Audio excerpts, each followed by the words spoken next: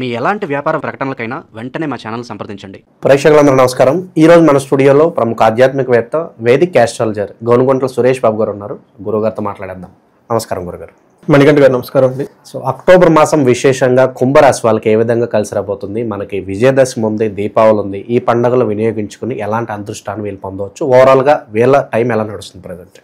So మనకి ఏమవుతుందంటేనండి, గురువు శని వక్ర స్థానంలో ఉండటంతో కొంచెం కుంభరాశి వాళ్ళకి ఈ టైంలో మానసిక ఆందోళన ఎక్కువగా ఉండటం, అన్ఎక్స్పెక్టెడ్ చేంజెస్ జరగటం లాంటివి ఎక్కువ జరుగుతూ ఉన్నాయి. దానితో పాటు అక్టోబర్ మంత్లో కూడా 9వ స్థానంలో 3 గ్రహాలు ఒకేసారి ఉండటంతో వీళ్ళకి పరిస్థితి కొంచెం మిక్స్డ్గానే ఉంటుంది అని మనం చెప్పుకోవాలి. ఆ మిక్స్డ్గా కూడా వీళ్ళకి ప్రతికూలంగా అన్ఫేవరబుల్గా ఉండే అవకాశం ఎక్కువగా ఉంది. వీళ్ళు కొంచెం జాగ్రత్తగా ఉండాలి. నేను లాస్ట్ మంత్ కూడా అదే చెప్పాను. October month, even November month కూడా వీళ్ళకి ఇలానే ఉండే అవకాశం చాలా ఎక్కువగా ఉంటుంది. గ్రహాలు ప్రతికూలంగా ఉన్నాయి కాబట్టి కొంచెం కేర్ఫుల్గా ఉండాలి. సపరేషన్ అయ్యే ఛాన్సెస్ ఎక్కువగా ఉంటుంది. బిజినెస్లో పార్ట్నర్స్తో గొడవలు అయ్యే అవకాశం ఎక్కువగా ఉంటుంది. ఒక సమరీలో కనుక చూసుకుంటే వీళ్ళు కొంచెం పేషెన్సీగా ఓపికతో ఉండాల్సిన టైం అని మనం చెప్పుకోవాలి. ఈ టైంలో వీళ్ళు పెద్ద పెద్ద పనులు ఏవో చేయకుండా డివైన్ టు సరెండర్, ఇంకా surrender to the divine. Surrender to the divine. మనకి ఎప్పుడైతే ఈ యొక్క దేవుడికి మనం సరెండర్ అవుతామో డివైన్ విల్ టేక్ కేర్ అండి. ఇది మంచి టైం అని మనం చెప్పుకోవాలి. ఇలాంటి పనులు చేయడానికి, ఆధ్యాత్మికంగా ఉండటానికి. మనకి ఇప్పుడు ఏమంటే దసరా, దీపావళి పండుగలు, తర్వాత మనకి కార్తీక మాసం వస్తుంది, ఆశ్వీజ మాసం స్టార్ట్ అవుతుంది. ఈ మంచి మాసాలని మనం చెప్పుకోవాలి. ఈ టైంలో మనకి నవరాత్రులు, దేవి నవరాత్రులు చేసుకోవటం, వీళ్ళకి ధనాలు చాలామంది ఇబ్బంది పడుతూ ఉన్నారు కాబట్టి ధనానికి సంబంధించిన కుబేరు పాశుపతం చేయించుకోవటము, ఇంకా కొంచెం చేయించుకోగలిగితే వీళ్ళకి అమ్మవారికి సంబంధించిన మనకి స్వర్ణలక్ష్మి అని విశేష హోమం, ఒక 3 days హోమం ఉంటే బిజినెస్ పీపుల్ ఎవరైనా ఇబ్బంది పడుతూ ఉన్నా ఇవి చేయించుకుంటే ఏమవుతుందంటే వీళ్ళకి ఏలినాటి శని నవంబర్ తర్వాత గ్రహాలు మారుతూ ఉండటంతో ఇప్పుడు ఈ టైంలో కనుక మనం ఇలాంటివి చేసుకుంటే ఏమవుతుంటే రాబోయే టైం మనం ఎన్కాష్మెంట్ చేసుకోవచ్చు. అది ఈ గ్రహం, ఈ రాశి వాళ్ళకి ఎక్కువగా చూసుకోవాలి. అఫ్కోర్స్ లాస్ట్ ఇయర్ అంతా ఈ గ్రహం వాళ్ళకి ఎక్కువగా నాకు ఫోన్ కాల్స్ వస్తూ ఉండే శతభిషం. ఈ మధ్య చాలా తగ్గింది పాపం వీళ్ళకి. అయితే ఉన్నట్టు ఒక స్పైక్ లాగా మళ్ళీ కాల్స్ రావడం స్టార్ట్ అయినాయి. బట్ ఇది ఒక 2 months వీళ్ళు కొంచెం పేషెన్సీగా ఉండాలి. ఈ టైంలో ఈ మంత్, అక్టోబర్ మంత్ వీళ్ళు సద్వినియోగం చేసుకుంటే ఆధ్యాత్మికంగా వెకేషన్స్ ఉంటాయి కాబట్టి క్షేత్రాలు తిరగటము, తర్వాత ఇంట్లో పూజలు అవన్నీ చేసుకుంటూ ఉంటే చాలా వరకు ఉపశమనం వస్తుంది. అయితే ఈ అక్టోబర్ మంత్లో వీళ్ళకి ఎలాంటి ఛాలెంజెస్ ఉన్నాయో మనం చూద్దాం. ఖచ్చితంగా అయితే ఈ మంత్ ఛాలెంజింగ్గా ఉంటుంది. అవేంటో తెలుసుకొని పరిహారాలు చేసుకుంటే వాటి నుంచి బయటపడవచ్చు. ఇందులో మనకి వీళ్ళకి ధనిష్ట నక్షత్రం 3-4 పాదాలు, శతభిషం 1, 2, 3, 4 పాదాలు, పూర్వభాద్ర 1, 2, 3 పాదాలంతా మనకి ఈ కుంభరాశిలో ఉంటారు. పేరు బలం కనుక మనం చూసుకున్నాం అనుకోండి, వీళ్ళకి గు, గే, గో, సా, సి, సు, సే, సో, దా అన్న లెటర్స్ అంతా మనకి కుంభరాశిలో ఉంటారు. తర్వాత గ్రహాలు ఎప్పుడెప్పుడు మారుతున్నట్టు October 3 బుధుడు మారుతూ ఉన్నారండి, 9th శుక్రుడు మారుతున్నారు, 17th సూర్యుడు మారుతూ ఉన్నారు. అయితే మనకి ఆల్రెడీ అక్కడ కుజుడు వీళ్ళకి September 19th నుంచి ఉన్నారన్నమాట. అంటే ఎక్కువగా వీళ్ళకి 9వ స్థానంలో తులారాశిలో 3 గ్రహాలు ఉన్నాయి అనమాట. 9వ వచ్చేటప్పటికి వీళ్ళకి ఏమని చెప్తారంటే పితృస్థానం అని చెప్తారు, లేదంటే లక్, భాగ్యస్థానము అని చెప్తూ ఉంటారు. అయితే ఇక్కడ క్రూర గ్రహాలు ఉండటంతో సాధించబోయే పనుల్లో చాలా టఫ్గా ఉంటుంది. సాధిస్తారు, అనుకున్న పనులు అయితే చేసుకుంటారు, కానీ వ్యయ ప్రయాసాలతోటి, అవమానాలతోటి, ఏంటంటే ఇంత కష్టపడి చేసిన తర్వాత మనకు రిజల్ట్ ఉండాలి కదండి, ఆ రిజల్ట్ వచ్చేది వీళ్ళకి అంత సాటిస్ఫాక్షన్లో ఉండదు. ఈ విషయం కొంచెం గమనించుకోవాలి. అయితే ఎక్కడెక్కడ వీళ్ళు జాగ్రత్తగా ఉండాలి, ఎలా ఉండాలి, అనుకూలంగా ఎక్కడ ఉంది, ప్రతికూలంగా ఎక్కడ ఉందో మనం చూద్దాం. బట్ ఎక్కువగా వీళ్ళకి ప్రతికూలంగానే ఉంది. అట్లీస్ట్ అవి తెలుసుకోవటం మనకి చాలా ఇంపార్టెంట్. మనకి లఘు గోచారము, సూక్ష్మ గోచారం అని ఒక కాన్సెప్ట్ మన మహర్షులు చెప్తారండి. ఇందులో ఏమవుతుందంటే చాలా సూక్ష్మంగా ఎలా ఉంటుందో ఏంది మంత్ అంతా మనకు 4 మొక్కలు తెలుసుకోవచ్చు. ఫస్ట్ వీళ్ళకి ద్వేషం, దేహరుజం, విఘ్నం, సంపద అని చెప్తారు. అంటే వీళ్ళకి ద్వేషపూరితమైన వాతావరణం వీళ్ళ చుట్టూ ఉంటుంది. హేట్రేట్, ఓకే, హేటిజం అంతా వీళ్ళకి చాలా ఎక్కువగా ఉంటుంది. దేహరుజం అంటే బాడీలో ఏదో ఒక పెయిన్స్ వచ్చి ఇబ్బంది పడే అవకాశం ఉంటుంది. అంతేకాకుండా విఘ్నం, ఏదైనా కనుక పని చేస్తే అందులో ఆటంకాలు ఉంటాయి వీళ్ళకి. ఫైనల్గా రావాల్సిన ధనం వీళ్ళకి అందదు. వీళ్ళకి కొన్ని ఏవో ఎక్స్పెక్టేషన్స్ ఉంటాయి, ధనం రావట్లేదు, ఇక్కడ లాకపోయాం, అక్కడ లాకపోయాం అని. వీళ్ళు తీసుకున్నారు, ఇస్తూ ఉన్నారు, తీసుకునేటప్పుడు 100 మాటలు చెప్పి తీసుకుంటారు, ఇచ్చేటప్పుడు తెలుస్తుంది వాళ్ళు యాక్చువల్గా కలర్ ఏంటి అనేది. సో అగ్రిమెంట్ అయ్యే ముందు చాలా బ్యూటిఫుల్ డ్రీమ్స్ ఉంటాయి, కానీ రియల్ లైఫ్లో ఆ డ్రీమ్స్ ఫెయిల్ అయిపోతే ఎక్కువ ఉంటాయి. సో వీళ్ళకి వాళ్ళు నిజంగా అవకాశాలు ఇస్తున్నారో లేదంటే వీళ్ళకి పన్నాగాన్ని పన్నేసి కింద దోసేస్తున్నారు, అది మనకి రియల్ లైఫ్లో వస్తేనే తెలుస్తుంది అనమాట. ఈ ఎక్స్పెక్టేషన్స్కి వీళ్ళకి ఎక్కువ ఉండకుండా ధనం విషయంలో పర్టికులర్గా ఇలాంటి విషయం జరిగే అవకాశం ఎక్కువగా ఉంటుంది. ఎవరో కమిట్ అవుతారు, వీళ్ళకి ఏమైనా ధనం వస్తుంది అని చెప్పేసి వీళ్ళు కూడా 4 ప్లాన్లు పెట్టుకొని కూర్చొని ఉంటారు. ఆ ధనము రాదు, ఈ ప్లాన్లు ఆగిపోతూ ఉంటాయి. ధనం రాకపోవటం ఒక బాధ, ఈ 4 ప్లాన్లు పెట్టుకున్నా మీది కాలేదని ఇంకొక బాధ, దీనితో పాటు అప్లోడ్లు ఉన్నారనుకోండి వాళ్ళది ఇంకొక బాధ. ఇట్లా 3-4 బాధలు ప్రాబ్లమ్స్ కలిసి ఉండే అవకాశం శుక్రుడు వల్ల ఎక్కువగా ఉంటుంది. కానీ శుక్రుడు 8వ ఇంట్లో ఉండటం వల్ల వీళ్ళకి మంచి జరగాలి, కానీ ఏదైతే ఎక్స్పెక్టేషన్ చేస్తున్నారో అది డిలే ఆలస్యమయ్యే అవకాశం ఎక్కువగా ఉంటుంది. కొంచెం దీన్ని మైండ్లో పెట్టుకొని చక్కగా అమ్మవారి గురించి, శుక్రుడు చాలా ఈజీగా ప్రసన్నమయ్యే గ్రహం. ఎందుకంటే ఎంత ఈజీ అంటే ఆయన రాక్షసులకే ప్రసన్నం అయిపోతాడు, అంత చాలా సాఫ్ట్ పర్సన్. శుక్రుడిని మనం విశేషంగా కనుక పూజించగలిగితే, జపాలు కనుక అవన్నీ చెప్పి భార్యాభర్తల సంబంధాలు బాగుంటాయి, అన్నీ బాగుంటాయి. ఇంట్లో ఒక గంభీరమైన వాతావరణం, ఏమంటారు మనకి ఒక లగ్జరీ, ఎంజాయ్మెంట్, ఈ విషయాలన్నీ చాలా బాగుంటుంది శుక్రుడి గ్రహం. శుక్రుడికి 8th హౌస్లో ఉండటం యోగిస్తుంది, కానీ ఈసారి డిలే అయ్యే అవకాశం ఎక్కువగా ఉంటుంది. అది తెలుసుకొని పూజలు అవన్నీ చేపిస్తుంటే వాటి నుంచి బయటపడిపోతారు. మనకి గోచారం ప్రకారం చూస్తే ఏమవుతుందంటే 9వ ఇంట్లో సూర్యుడు ఉండటంతో ఇది మిక్స్డ్ రిజల్ట్ అని మనకు చెప్తారు. ఎలాంటి మిక్స్డ్ రిజల్ట్? కొన్ని విషయాల్లో బాగుంటుంది, కొన్ని విషయాల్లో బాగుండదు.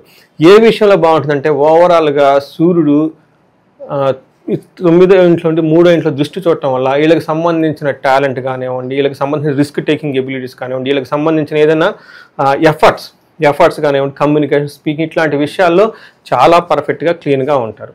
అయితే ప్రాబ్లం ఎక్కడ ఉంటుందంటేనండి వీళ్ళల్లో ప్రాబ్లం ఉండదు. వీళ్ళు ప్రాబ్లం క్రియేట్ చేసేవాళ్ళు కాదు పాపం, చాలా ఇన్నోసెంట్గా కూర్చొని ఉంటారు.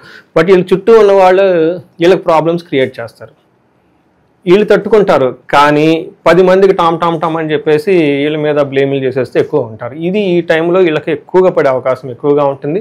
దీనికి సంస్కృతంలో మహర్షులు ఏం చెప్తారంటే నిందాపరాధ కలహం నిర్దోషచ్చ, అంటే నిర్దోషి పాపం, వీళ్ళకి దోషం ఉండదు కానీ అందరు నిందలు మోపుతూ ఉంటారు. వీళ్ళకి నిర్దోషచ్చ ధనక్షయ పుణ్యలాభార్థ నాశనాచ విరోధే నవమే రఘు అని చెప్తారు. అంటే 9వ ఇంట్లో గురువు ఉండటం వల్ల పాపం వీళ్ళకి నిర్దోషులు, కానీ వీళ్ళ మీద నిందలేసి కలహాలేసి గొడవలు పెట్టేస్తూ ఉంటారు.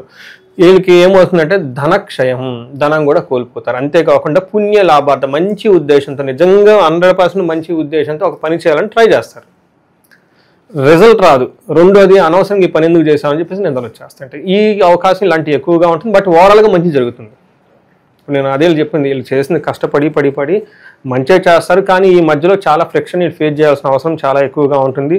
సూర్యుడు వల్లే జరుగుతుంది.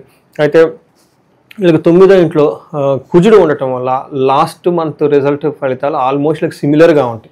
ఒక 80% సెప్టెంబర్ మంత్, అక్టోబర్ మంత్ సిమిలర్గా ఉంటాయి. వీళ్ళకి రిజల్ట్ ఎక్కువగా సిమిలర్గా ఉండే అవకాశం ఎక్కువగా ఉంటుంది. ఇందులో ముఖ్యంగా చూసుకుంటే కుజుడు 9వ ఇంట్లో ఉండటం వల్ల అస్సలు మంచి చేయడం, వీళ్ళకి చాలా హెడ్ఏక్లు తీసుకొచ్చేస్తుంటారు. అతిగా విపరీతంగా ధనం ఖర్చు అయిపోతుంది, హాస్పిటల్స్కి వెళ్ళటం, శత్రువులకి ద్వారా ధనం అవటం, స్టమక్ పెయిన్స్, ఇలాంటివన్నీ అప్సెట్లు ఇవన్నీ వచ్చే అవకాశం ఎక్కువగా ఉంటుంది. కుజుడు 9వ ఇంట్లో ఉంటే మనకు శాస్త్రాల్లో ఏం చెప్తారంటే అశనాచ్చ ధనశూన్యం శోషణం దేహపీడనం, అంతేకాకుండా స్థాననాశనం విరోధచ్చ నవమస్తద్ భవే దారాసుతే అని చెప్తారు.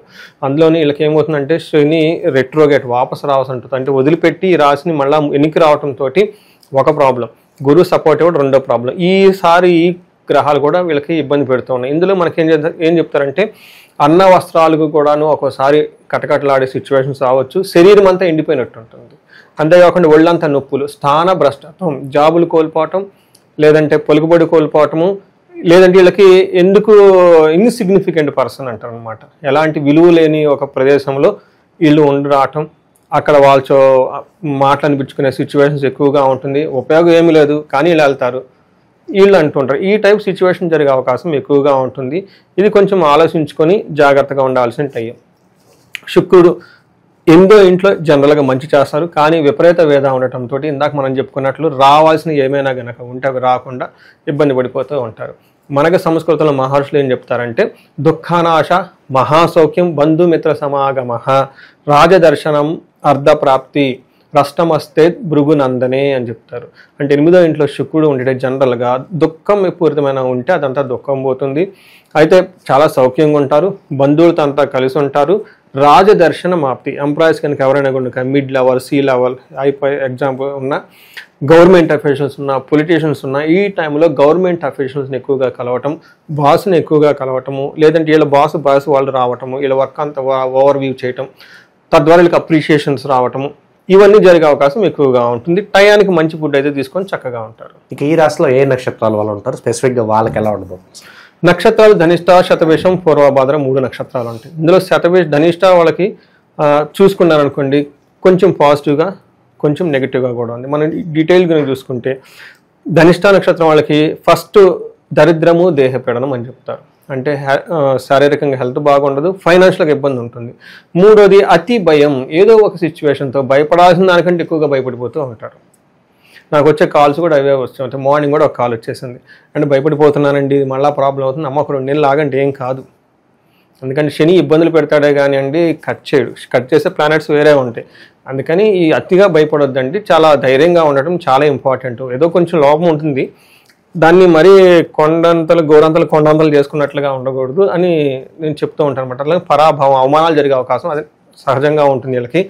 రోగం అయితే వస్త్రలాభం, ఏదో మొత్తానికి ఈ టైంలో షాపింగ్ చేసేసి మంచి బట్టలు అయితే కొనుక్కునే అవకాశం ఎక్కువగా ఉంటుంది.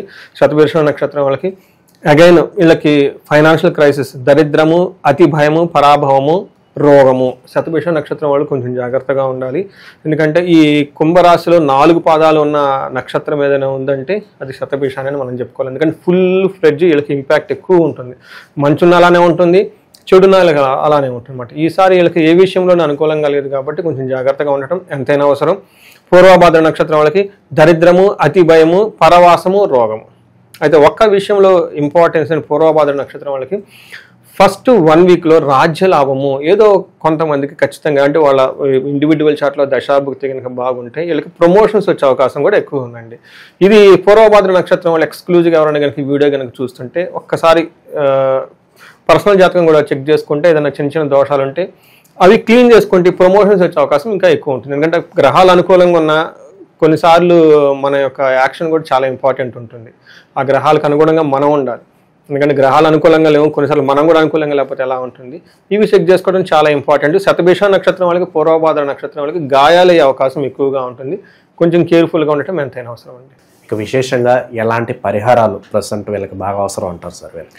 సో ఈ టైంలో ద బిగ్గెస్ట్ పరిహారాలు ఏంటంటే అండి నవరాత్రులు సేవ చేయాలి. ఈ రాశి వాళ్ళు సేవ చేయాలి. శనికి సేవ చేయటం చాలా చాలా ఇష్టం. మనకి దసరాకి ముందున్న రోజులు కానివ్వండి, దసరాకి దీపావళికి మధ్య ఉన్న రోజులు కానివ్వండి. అయితే ఈ రాశి వాళ్ళు చాలామంది ధనానికి ఇబ్బంది పడుతున్నారు, పొజిషన్ల కింద ఇబ్బంది పడుతున్నారు. ఎందుకంటే వీళ్ళకి ఏలినాటి ఒక శన ప్రభావంతో ఉండటంతో. అయితే లక్ ఏంటంటేనండి వీళ్ళకి నవంబర్ నుంచి చాలా ఇంప్రూవ్మెంట్ రాబోతుంది. ఈ టైంలో వీళ్ళు క్లీనింగ్ ప్రొసీజర్ని ఎక్కువగా పెట్టుకోవాలి. ఏదైనా హోమం చేయించుకోవడం, శనికి కంప్లీట్ జపం చేయించుకోవడం, శనికి అధిష్టాన కాళికాదేవికి సంబంధించిన అది దశ మహావిద్యల్లో వస్తుంది అనమాట. వాటికి సంబంధించి 2 కలిపి చేయించుకుంటే చాలా బాగా మంచి రిజల్ట్ వస్తుంది. నాకు వచ్చిన ఫీడ్బ్యాక్ను బేస్ చేసేసుకొని నేను చెప్తూ ఉన్నాను అనమాట. శనికి సంపూర్ణ శాంతులు ప్లస్ శనికి అధిష్టాన దేవత చెప్పడానికి మనకి కాళిక అమ్మవారు అంటారు. ఆ మాత కూడాను అవి దశ మహావిద్యలో మనతో కొన్ని బీజాక్షరాలు తీసుకొని 2 కలిపి చేస్తే చాలా క్విక్గా రిజల్ట్స్ చాలా మందికి వచ్చినాయి. లాస్ట్ టైం ఆ ఫీడ్బ్యాక్తో చేస్తున్నా. ఇది ఎందుకంటే వీళ్ళకి చాలా ఎక్కువగా దీని యొక్క ఇంపాక్ట్ ఎక్కువగా ఉంది కాబట్టి అవి చేసుకుంటే చాలా బాగుంటుంది. వీటితో పాటు వీళ్ళకి రాజ్యలాభం కూడా చూపిస్తుంది. మన పూర్వభాద్ర నక్షత్రం వాళ్ళకి చూశాను. దీనికి కూడాను ఒకసారి జాతకం చెక్ చేయించుకుంటే చాలా బాగుంటుంది. ఓవరాల్గా ఈ రాశి వాళ్ళందరికీ కూడా ఈ అక్టోబర్ మాసం విశేషంగా ఏ విధంగా ఉంటుంది, ఎలాంటి జాగ్రత్తలు తీసుకోవాలి, మీ మాటలో చాలా బాగా గురించారు. ధన్యవాదాలు. ధన్యవాదాలండి.